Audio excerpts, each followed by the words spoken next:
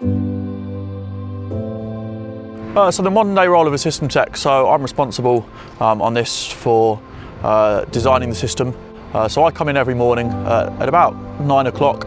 I check in with Dave, our tool rigger, check all my points have gone into the right place. I then I fly stage left PA, and Kenny, our crew boss, and the other PA tech on this flies stage right. We get the subs in. I then get out my smart rig at front of house, and I use that to time align the mains to the sides, and then the mains to the subs, and then I time align all the fills we have down in the front of the stage. I come back to front of house. I do a bit of EQ on the system to keep it flat in the HF region with a low bump up on the low frequency to give you that impact you want in a concert environment. So I've had the CODA system out on 3 tours now.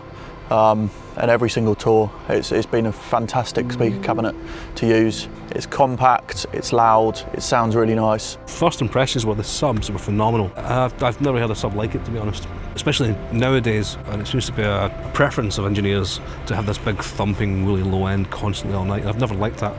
I'm of the thought that if you want low end, you add it on the desk. So we got to rehearsals, ran it up, and it was so tight, it didn't feel as if there was tons of low end in the room until you walked out and went, Jesus, it's so punchy. The MD, David Odlum, Grammy-winning engineer, sat and said he's never heard a low end on a system like it in his life. And that was exactly the same. Production rehearsals and at the gigs, I have not taken any high end above 4K at the system. And normally I'm chopping the sibilance out like about 8K, about 5K, not once in the system, which for me is something I've never ever done, especially in this size of gig. I found what I was doing was taking off a lot of high end that I'd added on other systems. This is clean, so anything you do, you hear, and it makes you a better engineer because you can hear everything you do. I've done things where I've done something and James has looked across right away and it's been like pushing a little frequency up 2 dB to see if I can hear it, if that's what's causing the problem, and he's heard it right away. So yeah, it's really responsive. The subs are super fast.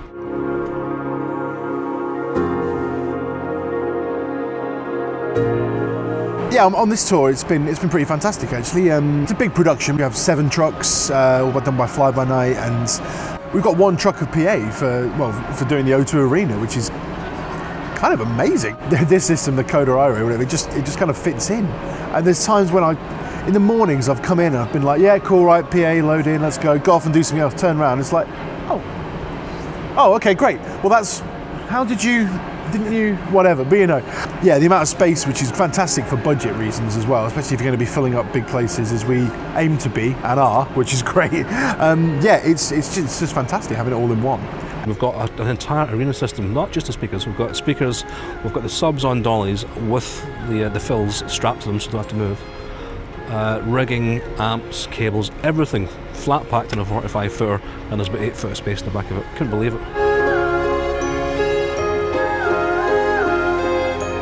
So when 24/7 took over and we started with this planning for this arena tour, CODA was our first choice. It sounds fantastic, and the coverage that it gets is actually really good, considering it doesn't look like there's a lot of it. I remember in rehearsals turning up and I just said to Andy, our front of house guy, I was like, is this it? And it's more than sufficient, which is incredible.